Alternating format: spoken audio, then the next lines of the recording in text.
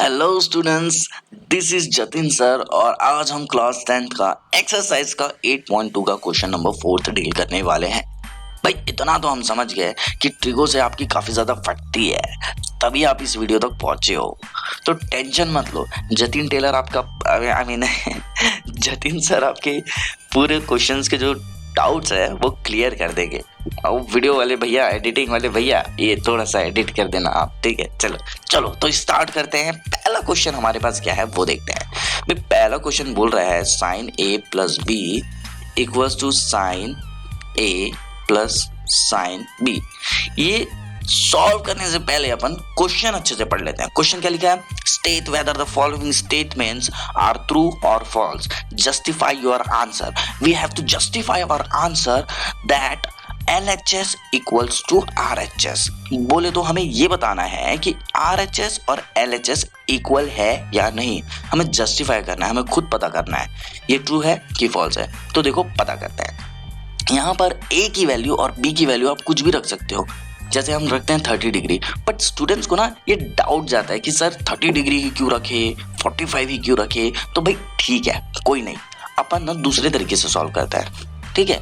Sign A की जगह अपन रखते हैं आलिया प्लस B की जगह अपन रखते हैं भट्ट, ठीक है।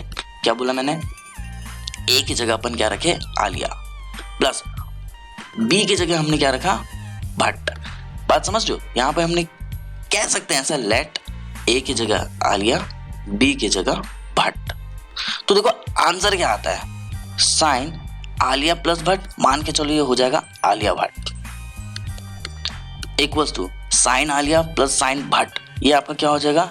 Sine Alia plus sine Bhatt. तो भाई देखो यहाँ पर आंसर क्या आ रहा है LHS में? साइन आलिया भट्ट, और यहाँ क्या आ रहा है? Sine Alia plus sine Bhatt. तो ये LHS इक्वल्स टू RHS नहीं है, तो हम ये करके आएंगे। तो ये अगर नहीं है और क्वेश्चन में बोल रहा है कि यहाँ पर हमें बताना है ये ट्रू है कि फॉल्स है। क्वेश्चन में बोल रहा है ये दोनों इक्वल है, बट ये दोनों इक्वल नहीं है, इसीलिए हम इसका आंसर लिख कर आएंगे फॉल्स, ठीक है। अब भाई अपना थोड़ा ज़्यादा दिमाग मत लगाना। अगर कोई बोलेगा ना सर यहाँ दोनों में तो साइन कॉमन है, वो कॉमन निकल जाएगा, बेटा वो एंगल को शो कर रहा है, आप ऐसे कॉमन नहीं निकाल सकते हो। अगर आप ऐसा सोच रहे हो कि यहाँ से साइन कॉमन निकलेगा तो बेटा आपकी मैथ्स खराब है या फिर आपकी टीचर्स खराब है जिसे आप पढ़ के आए हो, ठीक है। तो ये दोनों इक्वल्स नहीं है, इसलिए इसका आंसर है फॉल्स। क्या बढ़िया था गुरु। पढ़ते हैं आगे, क्वेश्चन नंबर 2 की तरफ पढ़ते हैं। Question says the value of sine theta increases as theta increases. इसका मतलब ये है कि जो वैल्यू है साइन थीटा की वो बढ़ रही है। कब बढ़ रही है? जैसे जैसे आपका थीटा बढ़ रहा है। तो जैसे जैसे थीटा बढ़ रहा है का मतलब ये है, यहाँ देखो, यहाँ पे है थीटा, ठीक है। देखो थीटा बढ़ रहा है ना, 0, 30, 45, 60, 90 बढ़ रहा है कि नहीं बढ़ रहा है? तो थीटा बढ़ रहा है। क्वेश्चन बोल रहा है कि जो साइन थीटा की वैल्यू है ना वो बढ़ती है। कब? जब थीटा बढ़ता है। तो देखते हैं ये सच है कि नहीं। चलो यहाँ पर हमें क्या करना है? ट्रू या फॉल्स के बारे में बताना है, ठीक है। तो कैसे करेंगे देखते हैं। यहाँ पर थीटा तो बढ़ रहा है और साइन भी बढ़ रहा है। कैसे पता चला? देखो 0 1/2 को आप सॉल्व करोगे तो 0 से बड़ी वैल्यू आएगी। 1/√2 को आप सॉल्व करोगे तो और बड़ी वैल्यू आएगी 1/2 से। √3/2 को आप डिवाइड करते हो, सॉल्व करते हो तो और बड़ी वैल्यू आएगी जो कि होगी 1/√2 से बड़ी। उसके बाद आएगा आपका 1। भाई इस तरीके से अगर आप पढ़े ना तो आपकी वाली पक्का आपको छोड़ के चली जाएगी। ऐसे नहीं पढ़ते, आप ही खुद लॉजिक लगाओ। 0 के बाद क्या आता है? 1, 1 के बाद क्या आता है? 2। तो ये जो हमारी नंबर लाइन होती है, ठीक है। अब थोड़ा लॉजिक लगाओ, घुटने में थोड़ा जोर लगाते हैं आज। देखो 0 के बाद 1 आता है तो ऑब्वियसली वैल्यूज बढ़ रही होंगी, कुछ ना कुछ तो वैल्यूज यहाँ पे बढ़ रही होंगी। समझ में आ रही बात? तो आपको ना लॉजिक बस ये लगाना है, ये क्या है बेटा? 0, और ये क्या है बेटा? 1। तो ऑब्वियसली ये वैल्यूज धीरे धीरे बढ़ के कहाँ तक पहुंच रही है? 1 तक पहुंच रही है। तो ऐसा लॉजिक लगाना, तो ये वैल्यू क्या हो रही है? बढ़ रही है। बेटा ऐसा लॉजिक लगाओगे ना तो क्या पता दूसरे वाले की छोड़ के आपके पास आ जाए। चलो ठीक है, आगे बढ़ते हैं। तो इसका आंसर हो जाएगा ट्रू। क्यों? जैसे जैसे थीटा बढ़ रहा है, देखो थीटा यहाँ पर बढ़ रहा है, डायग्राम में देखो, चार्ट में देखो, 0, 30, 45, 60, 90 बढ़ रहा है थीटा। तो यहाँ पर क्या हो रहा है? साइन थीटा भी बढ़ रहा है। आई होप आपको समझ में आ गया होगा। तो बढ़ते हैं नेक्स्ट क्वेश्चन में, जो कि है third. The value of cos theta increases as theta increases.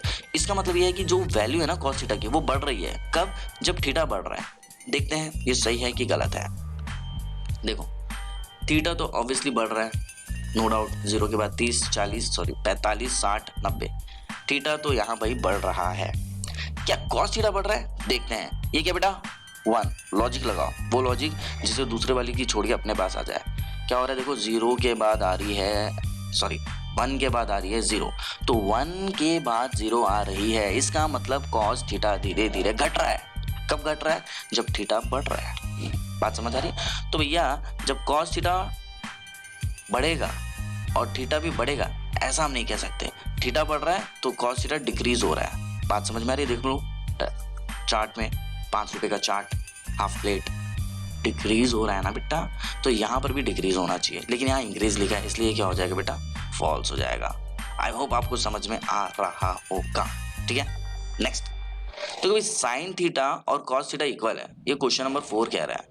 और सभी वैल्यूज के लिए थीटा की सभी वैल्यूज के लिए थीटा कभी 0 है, कभी 30 है, कभी 45, कभी 60 है, तो कभी 90 है। ठीक है, तो थीटा की हर वैल्यू में क्या हो रहा है? Sine theta equals to cos theta हो रहा है। ऐसा हो ही नहीं सकता भाई, असंभव, ऐसा हो ही नहीं सकता। ठीक है, हाँ तो आगे बढ़ते हैं। ओके, तो साइन थीटा चलो देखते हैं। साइन थीटा 0 डिग्री की बात करें तो cos थीटा कितना हो जाएगा? 1। तो क्या ये दोनों आपस में इक्वल है? नहीं है, बस ये दोनों आपस में इक्वल है, बाकी कोई भी वैल्यूज आपस में इक्वल नहीं है। एग्जाम्पल के लिए यहाँ पर देखते हैं।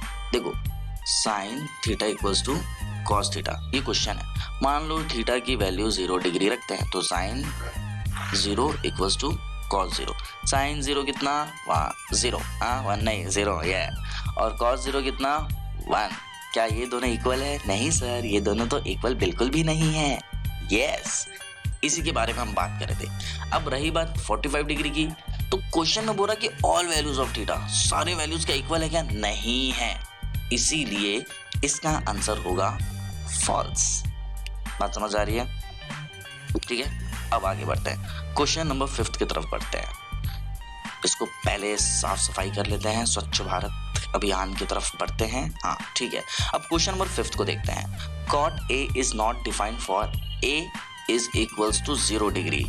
इसका मतलब ये है कि भैया cot A जो आप निकाल रहे हो, उसमें ना A की वैल्यू है 0 डिग्री, तो cot A की जगह रखेंगे 0 डिग्री।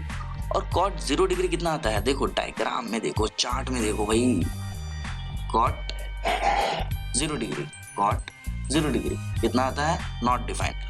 बोले तो 1/0 को कहते हैं नॉट डिफाइंड। अभी नॉट डिफाइंड का मतलब क्या होता है? सुनो, नीचे अगर डिनोमिनेटर में 0 आ गया ना तो नॉट डिफाइंड, उसको हम डिफाइन नहीं कर सकते। ये रहा आपका आंसर। तो क्वेश्चन में बोल रहा है cot A is not defined of A। Yes, तो आ गया आपका आंसर। आई होप आपको समझ में आ गया होगा। तो कोई भी आपको डाउट होता है तो प्लीज कमेंट सेक्शन में कमेंट करके बताइए। और हाँ, इसका आंसर आएगा ट्रू। तो भैया दबा के लाइक और शेयर ठोक दो आप। मिलते हैं अगले वीडियो में, तब तक के लिए बाय।